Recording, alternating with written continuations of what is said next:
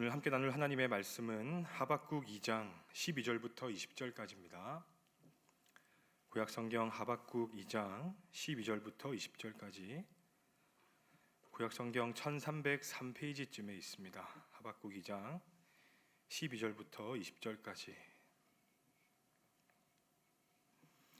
제가 한 절 여러분 한 절 교독하고 마지막 절은 함께 읽겠습니다. 제가 먼저 읽겠습니다. 피로 성읍을 건설하며 불의로 성을 건축하는 자에게 화 있을진저.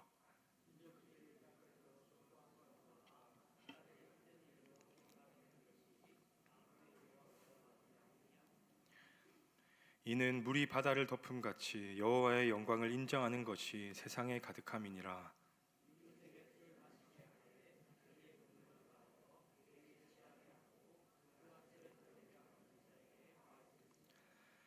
내게 영광이 아니요 수치가 가득한즉 너도 마시고 너의 할례 받지 아니한 것을 드러내라. 여호와의 오른손의 잔이 내게로 돌아올 것이라. 더러운 욕이 내 영광을 가리리라.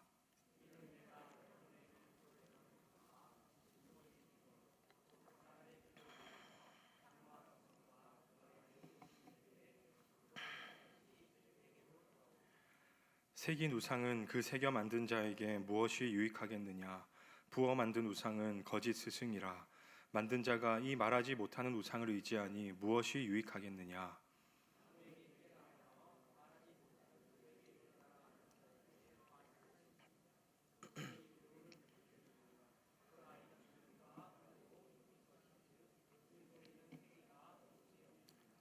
함께 읽겠습니다. 오직 여호와는 그 성전에 계시니 온 땅은 그 앞에서 잠잠할지니라 하시니라. 아멘. 우리가 몇 주 동안 지금 하박국을 살펴보고 있습니다. 들으셨겠지만 한번 복습을 해보자면 이 하박국은 선지서 가운데서도 굉장히 독특한 특징을 갖고 있습니다. 바로 선지자의 질문과 하나님의 대답으로 내용이 구성되어 있다는 점입니다. 보통의 선지서는 선지자가 하나님께 받은 말씀을 이스라엘 백성이나 아니면 이방인에게 선포하는 것이 일반적입니다. 그런데 하박국은 선지자와 하나님 사이의 그 문답, 선지자의 질문과 하나님의 답변으로 내용을 이루고 있습니다. 하박국은 하나님께 반복해서 묻습니다. 하나님, 의인들이 고통받는데 왜 의인들을 구원하지 않으십니까? 악한 사람들은 더 형통하고 더 날마다 더 악해지고 있는데 왜 그런 악인들을 내버려 두고 계십니까? 그렇게 묻습니다. 그래서 우리 하나님은 대답하시죠. 하박국 2장 3절입니다. 그 종말이 속히 이르겠고 결코 거짓되지 아니하리라. 기다리라. 지체되지 않고 반드시 응하리라. 내가 바벨론을 가만히 내버려 두고 있는 게 아니다. 언젠가 그들은 심판받을 것이다. 악인은 심판받고 의인은 구원받을 것이다. 그렇게 말씀하십니다. 그러면서 그 악한 바벨론, 그들이 심판받을 이유를 5가지로 이 장에서 알려주고 계십니다. 5가지 이유가 무엇입니까? 8절에 나오듯 노략과 강포입니다. 그리고 자기 집을 위해 부당한 이익을 취한 것, 또 피와 불의로 성을 건축한 것, 이웃에게 술을 마시게 하여 그 수치를 드러낸 것, 또 말하지 않는 우상을 의지한 것. 이게 우리 아버지 하나님께서 바벨론을 심판하려고 하신 5가지 이유였습니다. 오늘 본문은 3번째, 4번째, 5번째 이유를 다루는 본문인데 이 본문은 아무래도 죄를 지적하는 말씀이기 때문에 사실 굉장히 우리가 들을 때에도 힘든 주제라고 할 수 있습니다. 그런데 입에 쓴 약이 몸에 좋다고 하지 않습니까?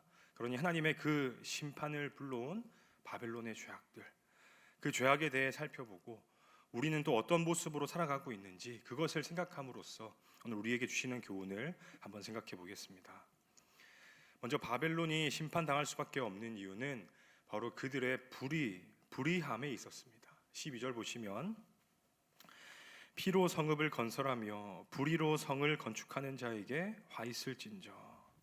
하나님께서는 온갖 불의한 방법으로 이익을 취하고 그런 것들로 큰 제국을 건설한 것이 바벨론이 심판받아야 하는 이유다.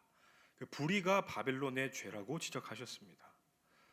오늘날 고고학계에서도 이 바벨론 제국의 건축물들은 정말 큰 미스테리로 꼽히고 있습니다. 사진을 보여주시면 되는데 이 독일의 한 박물관에 복원되어 있는 이슈타르의 문이라는 바벨론 유적입니다. 바벨론의 성벽 주요 문들마다 입구마다 세워두었던 것인데 사진에 보시는 것처럼 그 당시엔 정말 희귀할 수밖에 없는 파란색 유약으로 만든 벽돌로 성벽을 쌓았고 또 온갖 화려한 금장식들이 새겨져 있습니다. 그래서 저 문은 고대에서 가장 아름다운 성문 중 하나로 꼽히고 있습니다. 또 다음 사진을 보시면 바벨론은 강력한 방어 시설도 갖추고 있었는데 그 비결은 저 성벽 주변을 두르고 있는 인공적인 수로와 또 수로 안에 들어와 있는 두터운 성벽이었습니다. 특히 저 성벽은 이 삼중 구조로 굉장히 두꺼웠다고 하는데 그 성벽 위로 전차가 달릴 수 있을 정도로 넓은 성벽을 지어놓고 있었다고 합니다. 또 세계 7대 불가사의 중 하나인 공중정원도 있는데요. 느부갓네살 2세가 자기의 왕비를 위해서 만들었다는 전설이 있습니다. 저 공중정원이 실제로 존재했는지는 아직 확실하게 밝혀지진 않았지만 아무튼 저 복원도는 바벨론이 이 정도로 큰 건축을 할 만큼 정말 많은 것들을 가지고 있었고 또 얼마나 큰 번영을 이루었는지를 잘 보여주는 것들이라 할 수가 있습니다. 여러분, 그렇다면 바벨론은 대체 어떻게 해서 그렇게 많은 것들을 가지고 이룰 수가 있었겠습니까? 먼저는 하나님 말씀하신 것처럼 그들이 가진 강한 군사력 때문이었습니다. 바벨론은 그 어떤 고대 민족들보다 호전적인 민족이었습니다. 그래서 1장 6절과 8절에서 말씀하듯 그들은 사납고 성급하며 그들의 군마는 표범보다 빠르고 저녁 이리보다 사나우며 마치 먹이를 움키려 하는 독수리의 나름과 같다. 바벨론 군대는 하나님께서 묘사하신 저 말씀 그대로였습니다. 압도적인 무력을 가지고 다른 나라를 찍어 눌러서 정복한 다음에 사람들을 포로로 끌고 와서 강제로 노동을 시키거나 착취를 했습니다. 그 착취와 강제 노동으로 아까 보여드린 그런 건물들을 다 지어 올렸다라는 겁니다. 또 바벨론은 군사력뿐만 아니라 이 외교에도 능했다라고 하는데 외교를 할 때 아주 전략적으로 임했다 합니다. 특히 상대방을 잘 모를 때에는 철저하게 고개를 숙이고 들어가서 완전 잘해주면서 호감을 산 다음에 중요한 정보들을 하나둘 캐내었다고 하죠. 이제 그렇게 얻어낸 정보를 가지고 그 나라의 약점을 잡습니다. 그 다음 왕을 꼭두각시로 만들거나 아니면 그 정보를 가지고 다른 나라와 이간질을 시키거나 그럼에도 자기들의 말을 듣지 않으면 그 강한 군대를 끌고 들어가서 억지로 굴복시키고 많은 것들을 뺏어왔다고 하지요. 실제로 남유다도 바벨론의 그런 외교적인 전략에 당하지 않았습니까? 이사야 39장과 열왕기하 24장, 예레미야 37장에 그 내용들이 잘 나오고 있는데 바벨론은 당시의 강대국이었던 이집트와 아시리아가 연합하지 못하도록 계속해서 이간질을 했습니다.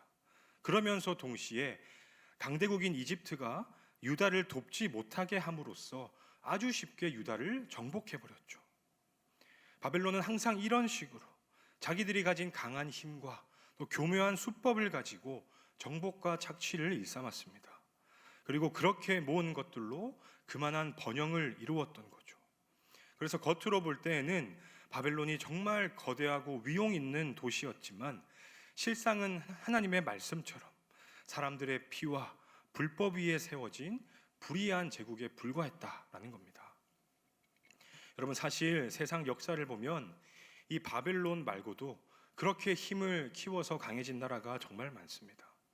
자기들의 힘을 과시하기 위해서 일부러 전쟁을 일으키고 그렇게 무고한 사람들의 고혈을 짜내어서 철저하게 이득을 취합니다. 자, 그런데 그렇게 성장한 나라들 다 어떻게 되었습니까? 다 망했습니다. 하나님께서 말씀하신 그대로 그 불의한 성읍들이 다 무너져 내린 것입니다. 그 말씀인 13절 말씀을 세 번역으로 한번 같이 읽어보겠습니다. 읽겠습니다. 시작. 내가 백성들을 잡아다가 부렸지만 그들이 애써 한 일이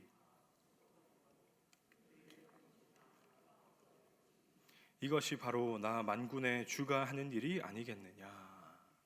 하나님 분명히 말씀하십니다. 불의한 방법으로 이룬 것들은 내가 다 헛되게 만들어버릴 것이다. 그것들은 다 결국 불에 타고 없어질 것이다. 하나님은 그 말씀대로 바벨론을 심판하셨고, 또 이 말씀을 가지고 오늘날을 살아가는 우리에게도 분명한 경종을 지금도 울리고 계십니다. 여러분, 잊지 마시기 바랍니다. 불법으로 세워진 것들, 정당하지 않은 방법으로 끌어모은 것들은 다 사라지게 되어 있습니다. 단적인 예를 들면 사업을 하거나 장사를 하면서 직원에게 정당한 급여를 주지 않거나, 아니면 비인격적으로 직원을 대우하는 일은 망하는 지름길이죠. 또 뭐로 가도 서울만 가면 된다, 철저한 결과 우선주의도 마찬가지입니다. 일단 돈을 벌고 보자, 이번만 넘어가면 돼, 다들 그렇게 사는데 괜찮지 않을까? 이렇게 불의에 편승하면서 살아가는 모습, 하나님 앞에서 정직하게 행하지 않고 불의와 함께 살아가는 모습을 우리 하나님께서는 기뻐하지 않으신다라는 겁니다. 사랑하는 성도 여러분, 하나님 앞에서 정말 정직하고 정의롭게 살아가는 그런 우리가 되기 원합니다. 오늘 말씀을 통해서 내 삶에 하나님 보시기에 불의한 것들은 없는지 한번 돌아보시면서, 혹시나 그런 불의한 모습들이 있다면 새롭게 다짐하고 회개하심으로 새로 삶을 바로잡고 나아가는 그런 우리가 되기를 주님의 이름으로 축복합니다. 다음으로 바벨론을 심판하시려고 하신 우리 하나님의 또 다른 이유는 무엇입니까? 바로 술 취함과 음란함이었습니다. 5절에 이렇게 말씀하셨습니다. 그는 술을 즐기며. 바벨론 사람들은 저 하나님의 말씀대로 술과 이 유흥을 즐기는 그런 민족이었습니다. 여러분, 술은 보통 뭐와 연결이 된다고 생각하십니까? 여기 계신 분들께서는 술을 안 하시기 때문에 잘 모르실 것 같은데, 보통 우리가 세상을 보면 술은 방탕함과 음란함으로 연결되는 경우가 정말 많습니다. 이 술과 성, 또 술과 폭력, 술과 도박은 항상 이렇게 연결되어 있는 걸 많이 보게 되죠. 술은 방탕함과 음란함으로 넘어가고, 그 방탕과 음란은 그에 따른 범죄까지 이어지는 경우가 얼마나 많은지 모르겠습니다. 그렇기 때문에 하나님께서는 우리에게 술 취하지 말라 말씀하셨고, 또 그런 것들 때문에 우리는 술이 악하다라고 가르치고 배우고 있는 것입니다. 여러분, 그런데 오늘 본문에서 말씀하시는 술은 단순히 그 마시는 그 음료만 뜻하는 게 아닙니다. 바로 바벨론의 타락한 문화 전체를 상징하기 위한 단어라고 할 수가 있습니다. 실제 바벨론 역사를 보면 방탕하고 음란한 문화가 정말 많았다 합니다. 역사가 헤로도토스는 이렇게 말했습니다. 바벨론 귀족들은 연회를 자주 열어 술과 쾌락을 담닉했다. 그들의 술자리는 끝이 없었다. 또 철학자 크세노포는 바벨론 사람들은 낮에도 술을 마셨으며 많은 이들이 취한 채 돌아다녔다. 그들의 왕 또한 이런 문화 속에서 방탕하게 시간을 보냈으며 정신이 흐려진 틈에 외부의 공격을 받고는 했다. 실제로 페르시아 제국은 바벨론의 이런 습성을 잘 알았다고 합니다. 그래서 바벨론이 연회를 열어서 술과 쾌락에 취해 있는 동안 습격을 했고, 거의 저항을 받지 않고 바벨론에 입성을 했다고 하죠. 또 술뿐만 아니라 성적인 타락도 심각했다고 알려지는데, 바벨론의 여자들은 의무적으로 일생에 한 번, 그것도 결혼을 하기 전에 이슈타르 신전에 가서 낯선 남자와 성관계를 해야 됐다고 합니다. 그 성관계를 그 이슈타르 신에게 자신을 바치는 의식으로 의뢰히 해야 할 일로 여겼다는 겁니다. 그래서 그 신전에서 벌어진 공공연한 매춘이 이 바벨론 사회 전반에 성적인 문란함을 퍼뜨리는 계기가 됐다라고 많은 역사가들이 평가를 하고 있습니다. 이렇게 바벨론에는 술 취함과 방탕함, 그에서 비롯된 음란한 문화들이 사회 전반에 자리를 잡고 있었습니다. 자, 근데 이게 전부였을까? 이게 전부가 아니었습니다. 오늘 하나님의 말씀을 보시면 바벨론은 그 방탕함에서 한 단계 더 들어간 것을 알 수 있습니다. 15절 말씀 같이 읽어보겠습니다. 시작. 이웃에게 술을 마시게 하되 자기의 분노를 더하여 그에게 취하게 하고 그 하체를 드러내려 하는 자에게. 바벨론 사람들은 자기들만 술과 방탕에 빠져 산 것이 아니라 이웃들에게도 술을 먹여서, 싫다고 하면 억지로라도 먹여서 그 술에 취하게 만들었습니다. 그러니까 자기들의 방탕하고 음란한 문화를 세상 곳곳에 퍼뜨렸다는 겁니다. 그래서 다른 나라까지 타락하게 만들었고 다른 나라까지 심판을 받게 만들었습니다. 그래서 신약 성경을 보시면 하나님은 바벨론을 뭐라고 부르십니까? 바로 음녀라고 부르십니다. 음녀. 요한계시록 17장 4절과 5절 보시면 그 여자는 가증한 물건과 음행의 더러운 것들이 가득하더라. 그의 이마에 이름이 기록되었으니 큰 바벨론이라 땅의 음녀들과 가증한 것들의 엄이라 하였더라. 바벨론은 땅의 음녀들과 가증한 것들의 엄이다. 하나님께서는 바벨론을 죄와 타락의 상징으로 지금 정의하고 계신 겁니다.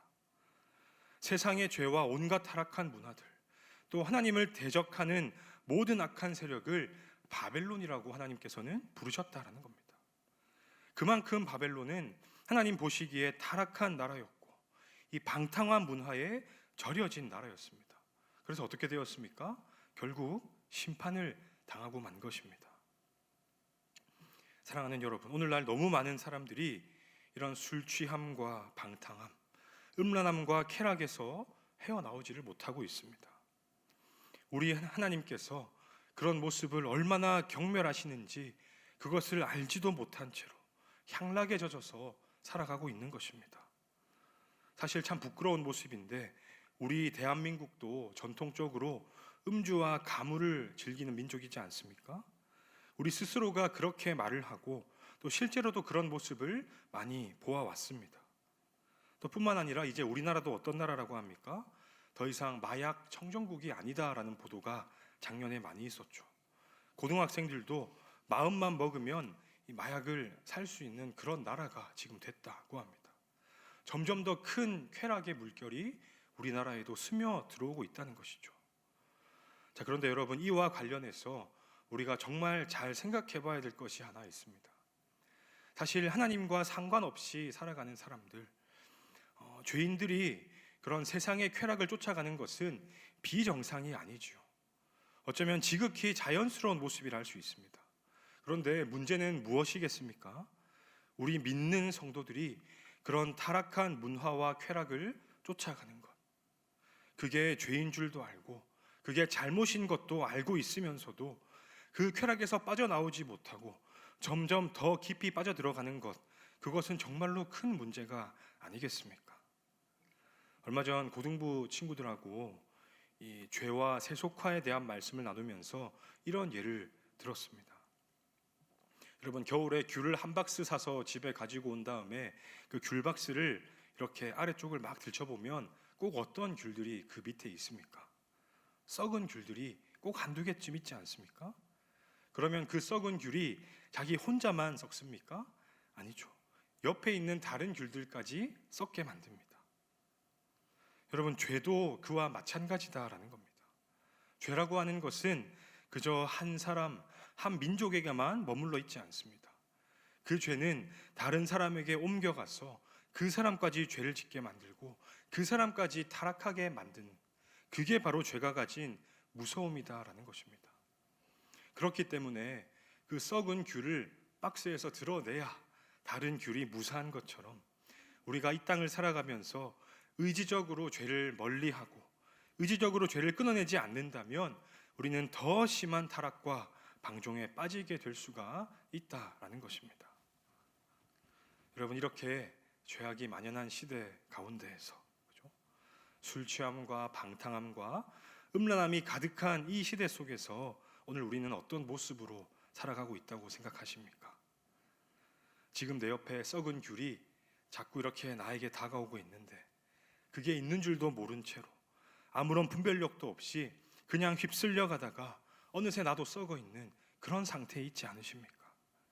그래서 같이 드러내어서 버림을 받을 수밖에 없는 지금 그런 삶을 우리가 살아가고 있지는 않느냐라는 것입니다.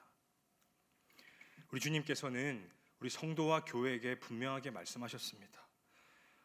교회는 세상의 소금과 빛이다, 그렇게 말씀하셨죠.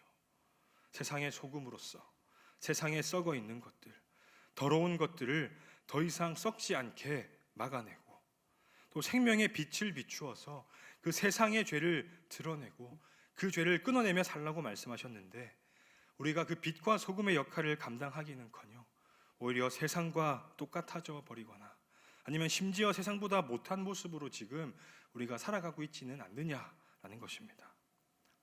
사랑하는 우리 성도 여러분, 하나님께서는 그 악하고 음란했던 바벨론에게, 또 그들의 타락과 음란을 분별하지 못하고 받아들인 자들에게도 분명하게 경고하고 계십니다.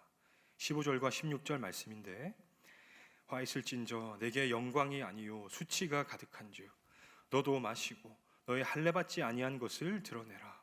여호와의 오른손의 잔이 내게로 돌아올 것이라. 더러운 욕이 내 영광을 가리리라. 분별하지 못하고 죄와 타락 가운데 빠져 살아간다면 여호와의 오른손의 잔이 우리의 그 더러움을 다 드러낼 것이다. 그분의 영광을 다 가려버릴 것이다 라고 경고하고 계신 것입니다. 여러분이 무서운 경고의 말씀 앞에서 오늘 우리가 살아가고 있는 우리의 모습들, 내 생각과 내 가치관들, 또 구체적인 내 삶의 모습과 사소한 습관들까지도 다 한번 돌아보는 은혜가 있기를 원합니다. 그래서 세상 사람들과 똑같이 죄 가운데 빠져서 살아가는 것이 아니라 정말 주님의 자녀답게 세상과는 구별된 모습으로 살아가기에 힘쓰는 그런 우리가 되기를 주님의 이름으로 축복합니다. 마지막으로 바벨론이 심판받는 궁극적인 이유는 무엇이었습니까? 바로 그들이 우상을 숭배하며 살았기 때문입니다. 단순히 우상을 숭배한 것뿐만 아니라 그들은 하나님을 대적하기까지 했습니다. 18절 19절 말씀 같이 읽겠습니다. 시작. 새긴 우상은 그 새겨 만든 자에게 무엇이 유익하겠느냐?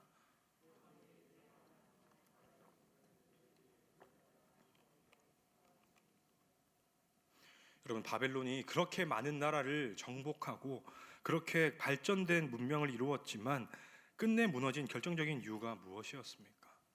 그들은 참 하나님이 아니라 우상을 의지하며 살았기 때문에 그들은 심판당하고 말았습니다.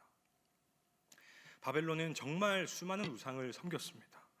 특히 힘써 섬긴 신이 있었는데 그게 바로 마르둑이라는 신입니다. 바벨론 사람들은 그 마르둑이라는 신이 세상을 창조했고 자기들에게 힘을 준다고 믿고 살았습니다. 그래서 도시 곳곳에 마르둑을 위한 신전을 세워놓고 사치스러운 제사를 올려드렸습니다. 하나님께서는 그런 바벨론에게 화가 있을 것이다. 내가 너희를 심판할 것이다. 그렇게 선언하신 다음에 20절에서 이렇게 말씀하시죠. 20절 같이 읽겠습니다. 시작. 오직 여호와는 그 성전에 계시니 온 땅은 그 앞에서 잠잠할지니라 하시니라. 여러분, 우리는 다 우상을 숭배하는 자들이 아니라 하나님을 믿고 의지하는 자들입니다. 맞으십니까? 네, 우리는 잘 알고 있죠. 우상들은 입도 뻥끗하지 못하지만 우리가 믿는 하나님은 지금도 살아계셔서 우리에게 말씀하고 계십니다. 또 우상들은 사람들에게 희망 고문, 그죠? 헛된 희망만 심어줄 수 있지만 우리 하나님께서는 친히 역사하셔서 우리에게 참 소망이 되어 주십니다. 지금 우리들에게 일어난 일을 한번 잘 돌아보십시오. 그토록 번성했던 바벨론은 다 무너졌지만 하나님의 나라는 여전히 우리를 통해서 세워져 가고 있습니다. 우리는 하나님께서 계신다는 것을 알기 때문에 또 지금도 교회당에 나와서 이렇게 예배를 드리고 있죠. 또 교회에서뿐만 아니라 하루하루의 삶 가운데에서 그분의 존재를 친히 느끼고 친히 경험하며 사는 그 은혜를 누리면서 하루하루 살아가고 있는 것이 우리들입니다. 그래서 오늘 본문 말씀은 그 살아 역사하신 하나님 앞에서 어떻게 하라고 말씀하고 있습니까? 바로 그분 앞에서 잠잠하라. 여호와 앞에서 잠잠하라고 말씀하고 있습니다. 그럼 여기서 잠잠하라는 것은 어떤 의미이겠습니까? 진짜로 그냥 조용하게 그냥 가만히 있으란 뜻이겠습니까? 아닙니다. 앞서 주신 말씀들을 한번 다시 보고 생각해 보십시오. 하박국 2장 4절 말씀. 오직 의인은 무엇으로 산다고 말씀하십니까? 믿음으로 말미암아 살리라. 또 3절 말씀 읽겠습니다. 시작. 그 종말이 속히 이르겠고 결코 거짓되지 아니하리니 비록 더딜지라도 기다리라. 하나님께서 무언가 준비를 하고 계시고 그 일을 반드시 이루실 것인데 그 하나님의 말씀을 믿고 살아가라. 세상에 어떤 불의한 일들이 많이 일어나고 있다 할지라도 그 불의한 세상 가운데에서 하나님께서 아무것도 하지 않는 것처럼 보인다 할지라도 답답한 마음이 든다 할지라도 그 하나님을 온전히 신뢰하는 그 믿음으로 그분의 때와 방법을 기다리면서 잠잠히 믿음으로 살아가라고 하시는 그 명령을 우리에게 주고 계신 것입니다. 오늘 우리에게 주신 하나님의 말씀들을 다시 한번 잘 보시기 바랍니다. 하박국은 하나님의 침묵 앞에서 답답해하면서 하나님 왜 가만히 계십니까? 따지듯 물었습니다. 그런데 우리 하나님 실제로는 어떻게 하고 계셨습니까? 하나님께서는 다 보고 계셨습니다. 온 땅을 두루 살피시면서 바벨론의 죄악들을 다 보고 계셨고 그들의 악행들을 하나하나 구체적으로 다 체크하고 계셨습니다. 그러면서 그들을 심판할 준비까지도 다 맞춰 놓으셨죠. 그래서 그 심판이 실제로 임하면 어떻게 될 거라 말씀하십니까? 14절 말씀인데 이는 물이 바다를 덮음같이 여호와의 영광을 인정하는 것이 세상에 가득함이니라. 아멘. 하나님의 공의와 영광이 모든 것들을 덮을 것이다. 그래서 모든 세상이 하나님의 살아계심을 보게 될 것이고 그분의 존재를 인정할 수밖에 없게 될 것이다. 그렇게 말씀하셨습니다. 물이 바다를 덮는다는 것 우리에게 생소한 표현인데 우리가 이제껏 경험하지 못했던 압도적인 방식으로 역사하셔서 자신의 권세와 영광을 세상 가운데 드러낼 것이다. 그것을 우리에게 말씀하시면서 잠잠하게 믿음으로 살라고 명령하고 계신 것입니다. 여러분, 우리 하나님께서는 온 세상의 주권자이시고 온전한 심판과 정의를 이루실 분이십니다. 그렇게 믿으십니까? 그렇다면 우리는 오늘 주신 말씀처럼 여호와 앞에서 잠잠하며 살아가야 합니다. 그분을 온전히 신뢰하는 믿음으로 그분의 때를 기다리면서 살아가는 것이 합당한 성도의 모습이라는 것입니다. 그게 구체적으로 어떤 모습인지는 잘 알 수 없지만 그 아버지 하나님을 의지하면서 그분만 바라보면서 살아가기를 하나님은 원하고 계신다라는 겁니다. 우리가 하나님의 그 음성을 듣고자 하면 우리는 일단 그분 앞에서 잠잠해야 됩니다. 내가 잠잠하지 않는다면 그분의 음성을 들을 수가 없고 그분의 뜻을 알기가 어렵기 때문에 그렇습니다. 내가 계속 말을 하고 있으면 어떻게 다른 사람의 말을 들을 수가 있겠습니까? 믿음으로 잠잠하게 있으면서 그분의 음성에 귀를 기울이기를 하나님은 원하고 계신다라는 것입니다. 하나님은 시편에서도 똑같은 명령을 하셨습니다. 읽고 마치겠습니다. 시편 46편 10절 말씀 시작. 너희는 가만히 있어 내가 하나님 됨을 알지어다. 내가 뭇 나라 중에서 높임을 받으리라. 내가 세계 중에서 높임을 받으리라 하시도다. 아멘. 우리가 가만히 있으면서 하나님 됨을 바라보라. 그것을 반드시 보여주시겠다. 내가 반드시 높아질 것이다. 그것을 우리에게 약속하셨습니다.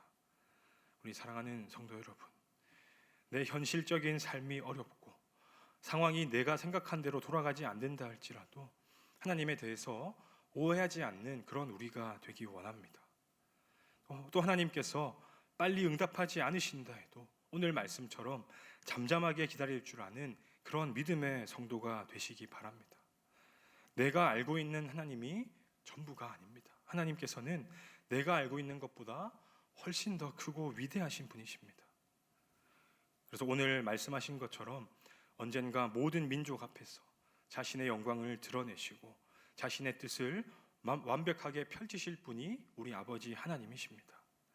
그러니 세상의 말들만 듣고 빠르게 판단하지 마시고 또 내 눈앞에 펼쳐지는 그 상황만 보고 좌절해버리는 것이 아니라 오늘 우리 아버지의 말씀처럼 그분 앞에서 잠잠하게 그분을 온전하게 신뢰하는 그 믿음으로 그분의 말씀에 귀를 기울이며 사는 우리가 되기를 원합니다. 우리가 그런 믿음과 태도로 살아간다면 하나님은 반드시 우리에게 참된 구원과 승리를 가져다 주실 줄 믿습니다. 그 구원의 날을 소망하면서 하루하루 믿음으로 잘 버텨내는 우리가 되기를 주님의 이름으로 축복합니다.